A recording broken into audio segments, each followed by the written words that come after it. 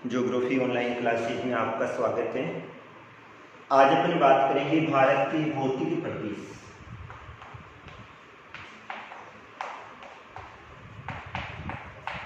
यानी भौतिक प्रदेश। भौतिक प्रदेश में अपन ने अध्ययन किया था। भौतिक प्रदेश में अपन वहाँ की स्थलाकृति का अध्ययन करते हैं और स्थलाकृति के अंतर्गत अपन किसको लेते हैं? पर्वतीय क्षेत्रों को लेते हैं, पठारी क्षेत्रों को लिया जाता है, मैदानी क्षेत्रों को लिया जाता है और घाटी वाले क्षेत्रों को लिया जाता है। भौतिक प्रदेश भी कहा जाता है, भौगोलिक प्रदेश भी कहा जाता है। और भौगोलिक प्रदेश के अंतर्गत अपन उस क्षेत्र की धरातलीय स्थलाकृति का अध्ययन करते हैं। वहाँ पर किस प्रकार से पर्वतीय स्थलाकृति पाई जाती है, कैसे पठार पाए जाते हैं, कितने भूभाग पर मैदान पाए जाते हैं या घाटी पाई जाती है, या वहाँ पर द्वीप समूह भी पाए जाते हैं। भारत के भौतिक प्रदेश का अध्ययन किया था और भारत के भौतिक प्रदेशों को अपन ने 5 भागों में बांटा था। 5 भागों में अपना पहला जो पॉइंट था वो था उत्तरी पर्वतीय प्रदेश। उत्तरी पर्वतीय प्रदेश भी कहा जाता है और इसको हिमालय पर्वतीय क्षेत्र भी कहा जाता है।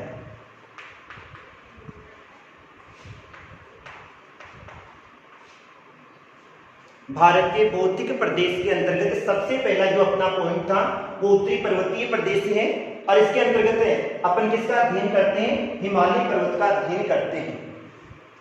सबसे पहले तो ये बता दूं भाई, हिमालय पर्वत क्या है? हिमालय पर्वत जिसका निर्माण वर्तमान में यानी नवीनतम पर्वत श्रेणी के अंतर्गत आता है।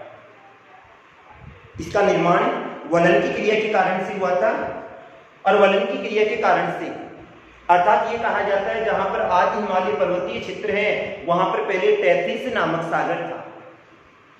अपक्षय अपरदन की क्रिया होती गई और अपक्षय अपरदन की क्रिया होने के कारण से धीरे धीरे कंकड़ पत्थर वहां जमा होते गए, जल बाहर निकलता गया और उसकी तली पे दबाव पड़ा। जब कोई भी भूभाग होता है उसकी तली पे दबाव पड़ता है तो दोनों तरह से संपीड़न की क्रिया होती है और ये वाला भाग ऊपर उठ जाता है। अर्थात कौन सी क्रिया होगी? वलन की क्रिया होगी। और जैसे ही वलन की क्रिया होगी इसके कारण से ऊपर उठा हुआ भाग क्या कहलाएगा? पर्वत कहलाएगा। और इसी प्रकार से हिमालय पर्वतीय क्षेत्र का निर्माण हुआ था। आज अपन हिमालय पर्वतीय क्षेत्र की स्थिति का अध्ययन करेंगे। तो हिमालय पर्वतीय क्षेत्र का अधिकांश भाग जो कि भारत के अंतर्गत आता है, ये वाला पामीर की गांठ का एक भाग था। मानचित्र के अंतर्गत लिया अपन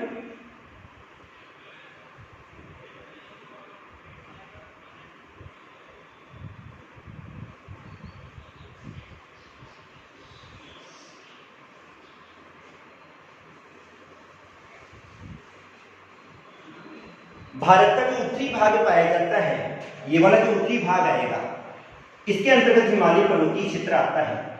उत्तरी पर्वतीय प्रदेश भी कहा जाता है और हिमालय पर्वतीय क्षेत्र भी कहा जाता है। ये वाला कौन कौन से क्षेत्रों के मध्य फैला हुआ है, अर्थात कहां से प्रारंभ होता है? तो ये वाला मरकान तट पर स्थित गवाड़कर से प्रारंभ होता है और वहां से प्रारंभ होकर ये मीजो पहाड़ियों तक जाता है। आगे वाले भाग तक निकल जाएगा, मीजो पहाड़ियां आ जाती हैं। अर्थात इसकी लंबाई का अध्ययन करें तो इसकी टोटल लंबाई है वो 5000 किलोमीटर पाई जाती है। हिमालय पर्वतीय क्षेत्र की जो कुल लंबाई पाई जाती है वो कितनी पाई जाती है? 5000 किलोमीटर पाई जाती है। अब लंबाई के साथ में अपन इसकी आकृति का अध्ययन करें तो आकार स्पष्ट हो रहा है, अर्थात ये किसके समान दिखाई दे रहा है? एक चाप के समान दिखाई दे रहा है। तो हिमालय पर्वतीय क्षेत्र जिसका आकार कैसा पाया जाता है? एक चाप के समान पाया जाता है। लंबाई 5000 किलोमीटर हो गई, आकृति में कैसा पाया जाता है? एक चाप के समान पाया जाता है। अर्थात इसका संपूर्ण विवरण का अध्ययन करें। ये तो अपन ने भारत में लिया था क्योंकि भारत के भौतिक प्रदेश का अध्ययन कर रही है।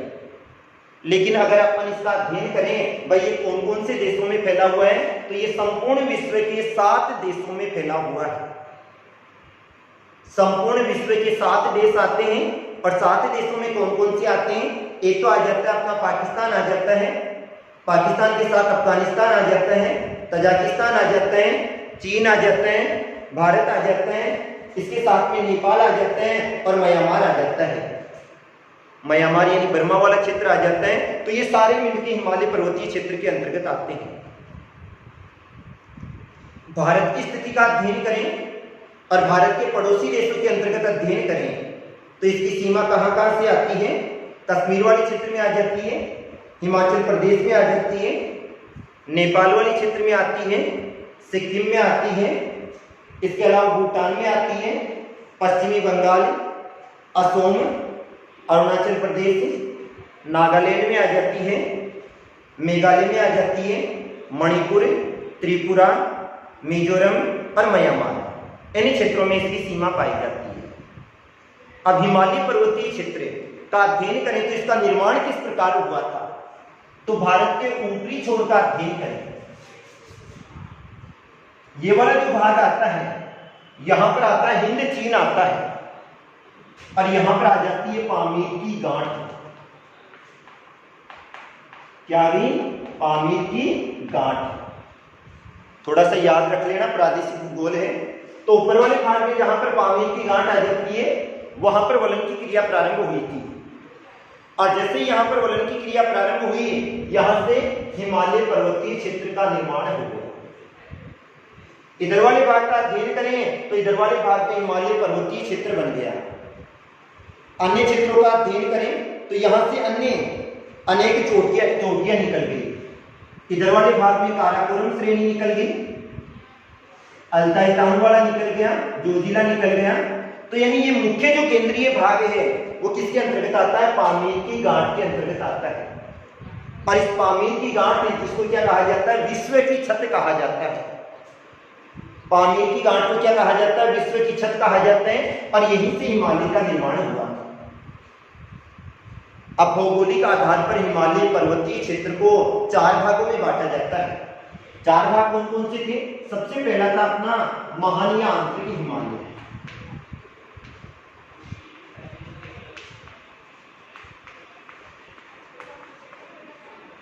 यानी 4 भाग है। पहला कौन सा हो गया? महान या आंतरिक हिमालय। दूसरा आ जाता है लघु या हिमाचल श्रेणी। क्या कहा जाता है? लघु हिमालय भी कहा जाता है और हिमाचल श्रेणी भी कहा जाता है।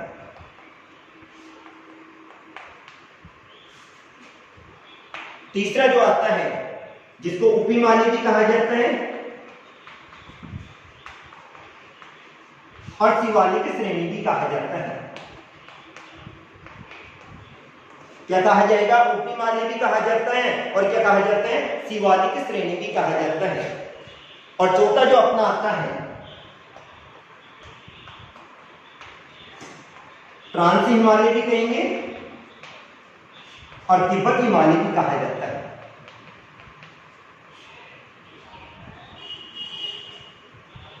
भौगोलिक या भौतिक प्रदेश के आधार पर हिमालय पर्वतीय क्षेत्र को 4 भागों में बांटा जाता है। महान या आंतरिक हिमालय, लघु हिमालय या हिमाचल श्रेणी, उप हिमालय या शिवालिक श्रेणी और ट्रांस हिमालय या तिब्बत श्रेणी।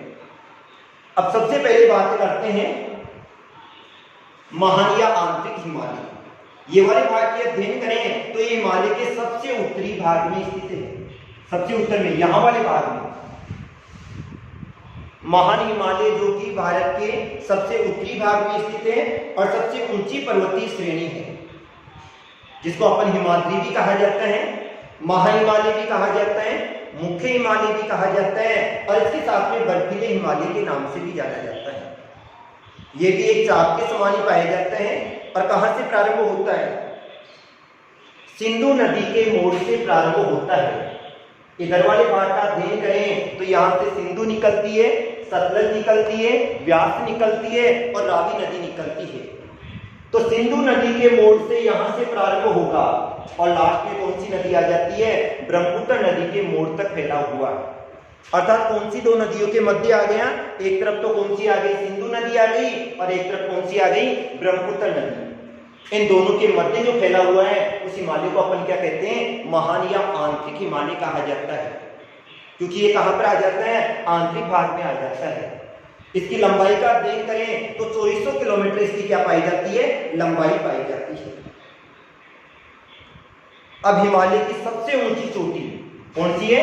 माउंट एवरेस्ट वाली जो है, ऊंचाई कितनी? 8848 है, वो यहीं पर स्थित है। हिमालय की जो सबसे ऊंची चोटी है वो कौन सी है? माउंट एवरेस्ट है, और माउंट एवरेस्ट इसी क्षेत्र में स्थित है। अब इसमें अन्य कौन कौन सी पर्वतीय श्रेणियां आती है? तो नंदा देवी भी आता है, नंगा पर्वतीय क्षेत्र भी आता है, गोसाईथान भी आता है, कंचनजंगा भी आता है, और मकालू भी आ जाता है। ये सारी पर्वतीय श्रेणियां इसी के अंतर्गत आती है। अब इसी क्षेत्र से यानी भारत की जो मुख्य नदियां हैं वो इसी क्षेत्र से निकलती है, क्योंकि ढाल भारत की ओर ही पाया जाता है। अब यहाँ से कौन कौन सी नदियां निकलती है? सिंधु और सतलज। इधर वाले भाग में कौन सी आ जाएगी? सिंधु आ जाएगी, सतलज आ जाएगी, कोसी आ जाएगी, गंगा आ जाएगी, और यमुना। गंगा जो कि किसका सम्मिलित रूप है? एक तरफ से आती है अपने अलकनंदा और एक तरफ से आती है भागीरथी।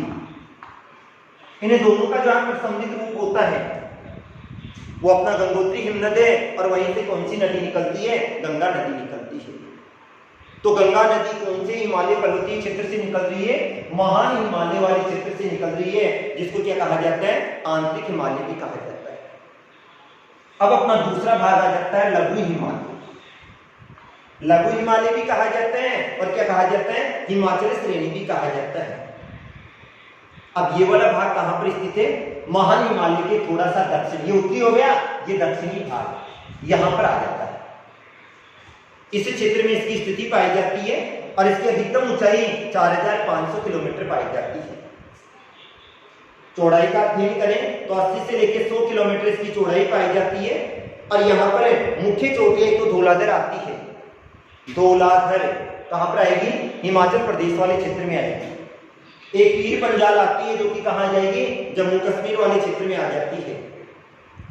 इसके अलावा महाभारत एक आती है, चूरिया आती है, नूरिया, ये वाली इसके अंतर्गत आ जाती है। ये वाला पर्वतीय क्षेत्र थोड़ा सा नीचाई पर स्थित है। नीचाई का मतलब है इसकी अधिकतम ऊंचाई है ना, वो कितनी है? 4500 मीटर है। अब जब 4500 मीटर इसकी ऊंचाई है, तो यहां पर पर्यटन को सबसे अधिक बढ़ावा मिलता है। आज अपन संपूर्ण विश्व का अध्ययन करें तो सर्वाधिक जो स्वास्थ्यप्रद स्थान है, जो कि अनुकूल जलवायु उपलब्ध करवाते हैं, वो सारे के सारे इसी क्षेत्र में स्थित है। कौन कौन से हैं? जैसे अपने एक तो अपना आ जाता है शिमला है, रानीखेत है, अल्मोड़ा है, मसूरी वाला, ये सारे के सारे क्षेत्र इसी के अंतर्गत आते हैं। तो विश्व के जितने भी स्वास्थ्यप्रद स्थान हैं, शिमला हुआ, मसूरी हुआ, अल्मोड़ा हुआ, नैनीताल हुआ, दार्जिलिंग हुआ, ये क्षेत्र के अंतर्गत आ जाते हैं। अब इस क्षेत्र का अध्ययन करें तो यहाँ पर कोणधारी वन पाए जाते हैं। कोणधारी यानी शंकु के समान जिनकी आकृति पाई जाती है, अर्थात पेड़ पौधों के जो आकार पाया जाता है वो शंकु के समान होता है। इनकी पत्तियां हैं वो सुई की नोक के समान होती है। और सुई की नोक के समान क्यों होती है? क्योंकि जो वृक्क होती है वो वृक्क फिसलती हुई कहां पर आ जाती है? नीचे की ओर आ जाती है। अतः इन वृक्षों को क्या कहा जाता है? कोणधारी वन कहा जाता है।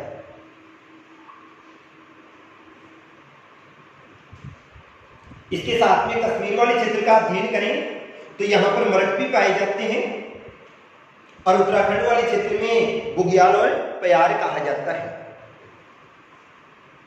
अब इसके ये तो 2 पॉइंट हो गए। कौन कौन से?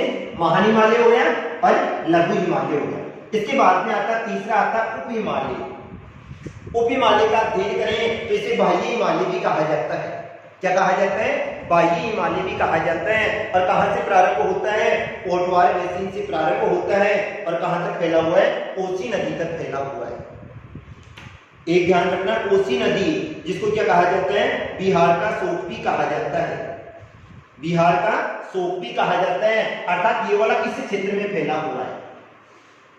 उप हिमालय भी कहा जाता है, और क्या कहा जाएगा? शिवालिक श्रेणी भी कहा जाता है। उप हिमालय भी कहेंगे, शिवालिक श्रेणी भी कहा जाता है, और इस क्षेत्र में ये वाला फैला हुआ है, अर्थात यहाँ पे कौन सा आ जाएगा? उप हिमालय आ जाएगा। इस नदी कहां से कहां तक पाई जाती है? इसका अध्ययन करें तो ये कोटवार बेसिन से प्रारंभ होता है, और दक्षिण में पूर्व से होता हुआ कोसी नदी तक फैला हुआ है। इसकी ऊंचाई 1200 मीटर पाई जाती है, और चौड़ाई कितनी पाई जाती है? 50 किलोमीटर पाई जाती है। हिमालय का सबसे नवीनतम भूभाग के अंतर्गत लिया जाता है। और हिमालय का जो निर्माण हुआ था वो कौन सी क्रिया के कारण से हुआ था? वलन की क्रिया के कारण से हुआ था। अतः इसका अध्ययन करें तो अपक्षय तथा अपवर्तन की क्रिया के कारण से ये कहीं कहीं पर लुप्त भी हो गया है, अर्थात वहां पे पर्वतीय क्षेत्र पाए नहीं जाते हैं। जैसे अपनी अरावली पाई जाती है, कहां से प्रारंभ होती है? गुजरात के खेड़ब्रह्मा से प्रारंभ होती है, दिल्ली की रायलसीन हिंद तक जाती है। अब अपन देखते हैं कहीं पे पर्वतीय श्रेणी है, कहीं पे लुप्त हो गई, वैसे ये वाली स्थिति पाई जाती है। अब यहां पर क्या है, छोटी छोटी घाटियां पाई जाती है। इन छोटी घाटियों का अध्ययन करें तो पश्चिमी भाग में तो इनको दून के नाम से जाना जाता है। पश्चिमी भाग में किस नाम से जाना जाएगा? दून। और दून का उदाहरण लेते हैं अपने देहरादून। पश्चिमी भाग में किस नाम से जाना जाएगा? दून के नाम से। और पूर्व में किस नाम से जाना जाता है? द्वार के नाम से जाना जाता है। किस नाम से? द्वार के नाम से जाना जाता है। उदाहरण क्या लेंगे? हरिद्वार। तो ये हो गया अपना उप हिमालय। इसके बाद में आ जाता है ट्रांस हिमालय। इसको अपन ट्रांस हिमालय भी कहा जाता है और तिब्बत हिमालय भी कहा जाता है। क्या कहते हैं? ट्रांस हिमालय भी कहेंगे और तिब्बत हिमालय भी कहा जाता है। ये महान हिमालय के पीछे पाया जाता है और इसका अधिकांश भाग तिब्बत के क्षेत्र में फैला हुआ है। अर्थात तिब्बत के कौन से भाग में फैला हुआ है? दक्षिणी भाग में फैला हुआ है। मुख्य पर्वतीय श्रेणियां इसके अंतर्गत आती है। कौन कौन सी आती है? काराकोरम आती है, जास्कर आती है और लद्दाख आती है। इसके अंतर्गत काराकोरम पर्वत श्रेणी आती है, जास्कर पर्वत श्रेणी आती है और लद्दाख वाली पर्वत श्रेणी आती है। और दूसरा अपन अध्ययन करें तो भारत की सबसे ऊंची चोटी कौन सी है? भारत की सबसे ऊंची चोटी, जिसको गॉडविन ऑस्टिन भी कहा जाता है, केटू भी कहा जाता है। विश्व की सबसे ऊंची चोटी तो माउंट एवरेस्ट हो गई, जिसका अधिकांश भाग तिब्बत वाले क्षेत्र में आता है। अगर क्वेश्चन आ जाए भारत की सबसे ऊंची चोटी कौन सी है, तो वो कौन सी है? गॉडविन ऑस्टिन है, जिसको केटू कहा जाता है। और इसकी ऊंचाई का अध्ययन करें तो 8611 मीटर इसकी ऊंचाई है, जो कि इसी पर्वतीय श्रेणी कौन सी? ट्रांस हिमालय के अंतर्गत ही आती है। विश्व की सबसे ऊंची चोटी तो किसमें आ रही है? महान हिमालय में। और भारत की सबसे ऊंची चोटी आ रही है ट्रांस हिमालय वाले क्षेत्र में आती है, जिसको केटू कहा जाता है या गॉडविन ऑस्टिन कहा जाता है। तो ये तो था अपना भौगोलिक आधार पे वर्गीकरण। अब इसके बाद में आता है हिमालय का प्रादेशिक वर्गीकरण। भौगोलिक वर्गीकरण हो गया।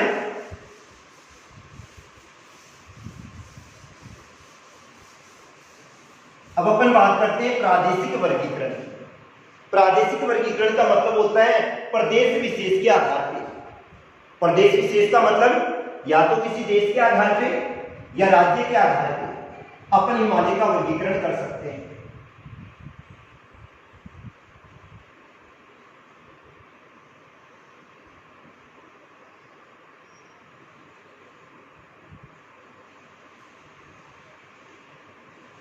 अब प्रदेश के आधार पे जो वर्गीकरण किया जाता है वो किसके द्वारा किया जाता है? नदियों के आधार पे किया जाता है। आज अधिकांश जो नदियां निकलती है वो हिमालय पर्वतीय क्षेत्र से निकलती हैं। और प्रादेशिक आधार पे वर्गीकरण करें तो एक तरफ से अपने यहां वाले क्षेत्र से, इधर वाले भूभाग से आती है सिंधु नदी आती है। कौन सी? सिंधु नदी। और इधर वाले भाग में यहीं से आती है सतलज नदी आती है। एक तो आ गई सिंधु आ गई, एक आ गई सतलज आ गई, और इसके बाद में इधर वाले भाग से आ जाती है काली नदी। और काली नदी है ना, वो अपना जल कौन सी नदी में मिलाती है? गंगा नदी की सहायक नदी है। और गंगा की सहायक नदी कौन सी हो गई? यमुना हो गई। सिंधु हो गई, सतलज हो गई, यमुना हो गई, गंगा हो गई और काली नदी हो गई। इसी काली के साथ में यहीं पर कौन सी नदी आ जाती है? घाघरा आ जाती है। इसके बाद में यहां से थोड़ा सा आगे जाएंगे तो यहां पर आ जाती है तीस्ता नदी आ जाती है। और इधर आ जाती है ब्रह्मपुत्र नदी आ जाती है। अब जब नदियां पर्वतीय क्षेत्र से निकलती है, तो जब नदियां पर्वतीय क्षेत्र से निकलती है तो वहां पे क्या करती है, कटाव करती है, और धीरे धीरे कटाव कहाँ पहुंच जाता है, नीचे वाले भूभाग में पहुंच जाता है। और नीचे वाले भूभाग में पहुंचने के कारण से ऐसा प्रतीत होता है जैसे समस्त यानी जो धरातलीय भाग है वो अलग अलग टुकड़ों के रूप में बटे हुए हैं। अतः प्रादेशिक आधार पर हिमालय को 4 भागों में बांटा जाता है, और वो 4 भाग कौन कौन से हैं? एक तो अपना आ जाता है पंजाबी हिमालय,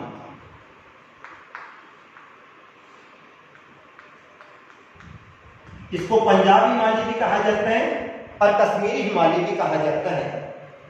पंजाबी हिमालय भी कहा जाता है और क्या कहा जाता है, कश्मीरी हिमालय भी कहा जाता है। दूसरा अपना आ जाता है कुमायूं हिमालय,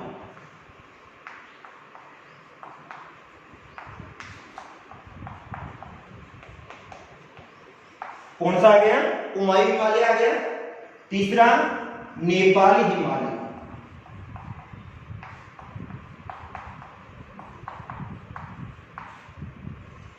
और चौथा आ जाता है असोमी हिमालय।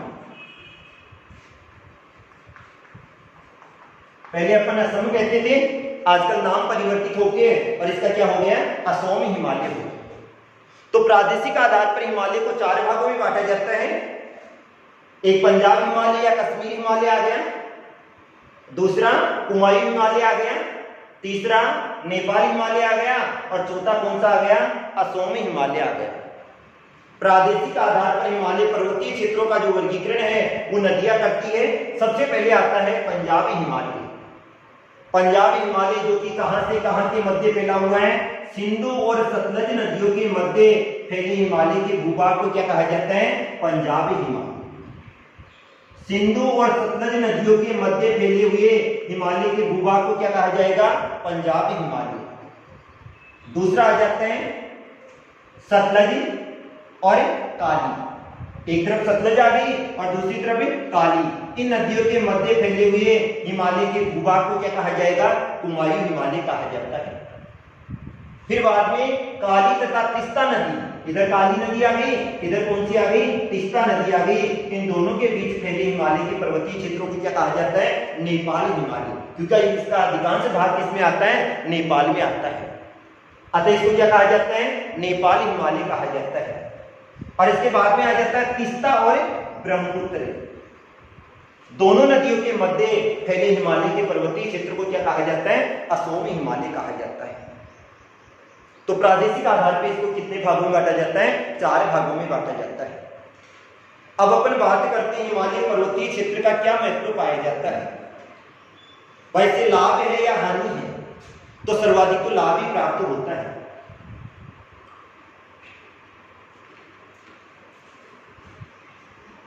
अब लाभ कौन कौन से प्राप्त होते हैं, हिमालय पर्वतीय क्षेत्रों का अध्ययन करें तो भारत के कौन से भाग में पाया जाता है, उत्तरी भाग में पाया जाता है। और उत्तर के इधर वाले भाग का अध्ययन करें तो इधर कौन से क्षेत्र आ जाते हैं, चीन वाला क्षेत्र आ जाता है। भाई उत्तरी भाग में कौन सा आएगा, चीन आएगा, और चीन के इधर कौन सा आ जाएगा, एशियाई रूस आ जाएगा। और एशियाई रूस को क्या कहा जाता है, साइबेरिया कहा जाता है। एशियाई रूस को क्या कहा जाता है, साइबेरिया कहा जाता है। तो सबसे पहली बात आती है, चीन से या साइबेरिया या रूस से आने वाली ठंडी हवाओं से भारत की क्या करता है, रक्षा करता है, अर्थात भारत के तापमान को कम नहीं होने देता है। चीन या साइबेरिया से आने वाली ठंडी हवाओं से भारत की क्या करता है, रक्षा करता है। अब दूसरी चीज का अध्ययन करें तो मानसून को रोककर वर्षा करने में सहायता प्रदान करता है।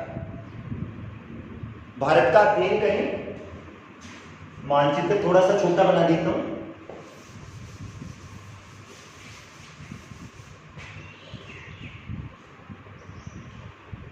अब भारत में यानी नीचे वाले भाग का अध्ययन करें तो भारत के नीचे वाले भाग में क्या पाया जाता है, हिंद महासागर पाया जाता है।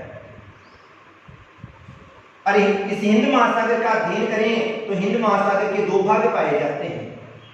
कौन से 2 भाग होते हैं, एक तो अपना अरब सागर आ जाता है और दूसरा कौन सा आ जाता है, बंगाल की खाड़ी आ जाती है। एक तो अरब सागर और दूसरा कौन सा आ जाता है, बंगाल की खाड़ी। अब मानसून यहां से उठेगा, एक यहां से उठेगा, यहां पर उच्च दाब होगा और इधर वाले क्षेत्र में निम्न दाब होगा। जैसे मानसून यहां से यहां जाएगा, वर्षा करने में सहायता प्रदान करता है। तो हिमालय का दूसरा जो महत्व हो जाता है वो क्या हो जाता है, वर्षा करने में सहायता प्रदान करता है। और इसी कारण से हिमालय पर्वतीय क्षेत्र के मासिनराम गांव में सर्वाधिक वर्षा होती है। पहले चेरापूंजी था, अब चेरापूंजी नहीं है, यानी गारो खासी और जैंतिया की पहाड़ियों के पास में एक गांव पाया जाता है, मासिनराम गांव नाम है, और वहां पर विश्व की सर्वाधिक वर्षा होती है। ये किसके अंतर्गत आ रहा है, हिमालय पर्वतीय क्षेत्र के अंतर्गत ही आ रहा है। तीसरी बात, यहाँ पर पर्वत भी पाए जाते हैं, दर्रे भी पाए जाते हैं, जो कि किसको बढ़ावा देते हैं, पर्यटन को बढ़ावा देते हैं, अर्थात पर्यटन का विकास यहाँ पर अधिक होता है। चौथा महत्व, हिमालय के अनेक स्थान ऐसे पाए जाते हैं जो कि स्वास्थ्यप्रद जलवायु प्रदान करते हैं। अभी अपन ने अध्ययन किया था लघु हिमालय वाले क्षेत्र में, रानीखेत था, अल्मोड़ा था, दार्जिलिंग था, मसूरी था, ये वाले क्षेत्र है ना, स्वास्थ्यप्रद जलवायु प्रदान करते हैं, लोग घूमने के लिए जाते हैं। इसके बाद में आता सीमा प्रहरी के रूप में कार्य करता है। आज भारत का अध्ययन करें तो भारत की 3 सीमा ऐसी है जो कि किसके अंतर्गत आती है, प्राकृतिक सीमा के अंतर्गत आती है। एक हिमालय वाली हो गई, अरब सागर हो गया, और बंगाल की खाड़ी, एक यही पाई जाती है। लेकिन फिर भी यहाँ पर दर्रे पाए जाते हैं और चीन वाले लोग यहाँ पर आज भी घुसपैठ करते हैं, लेकिन फिर भी हिमालय पर्वत यहाँ पर सीमा प्रहरी के रूप में कार्य करता है। तीसरा, इसको देवों की भूमि भी कहा जाता है। आज जितने भी है ना, केदारनाथ हुआ, बद्रीनाथ हुआ, हरिद्वार वाला भाग हुआ, ये यहीं पर स्थित है, अतः यहाँ पर देवी देवता निवास करते हैं। देवों की भूमि भी कहा जाता है, और क्या कहा जाता है, मानव की शरण स्थली भी कहा जाता है। मनुष्य को शरण यानी आश्रय प्रदान करता है। यहाँ पर अनेक जलप्रपात पाए जाते हैं जिनसे विद्युत शक्ति का उत्पादन किया जाता है, और यहाँ पर खनिज पदार्थ भी पाए जाते हैं। तो ये तो अपना हो गया पहला टॉपिक, अर्थात भारत को कितने भौतिक प्रदेशों में बांटा गया है, किसी एक का वर्णन कीजिए। तो कितने भौतिक प्रदेशों में, पहला आते ही मानचित्र हो जाएगा और सारणी हो जाएगी। एक का वर्णन है, आपको हिमालय पर्वत का आ रहा है, तो एक टॉपिक अपना कंप्लीट हो गया। कल अपन अध्ययन करेंगे प्रायद्वीपीय पठार।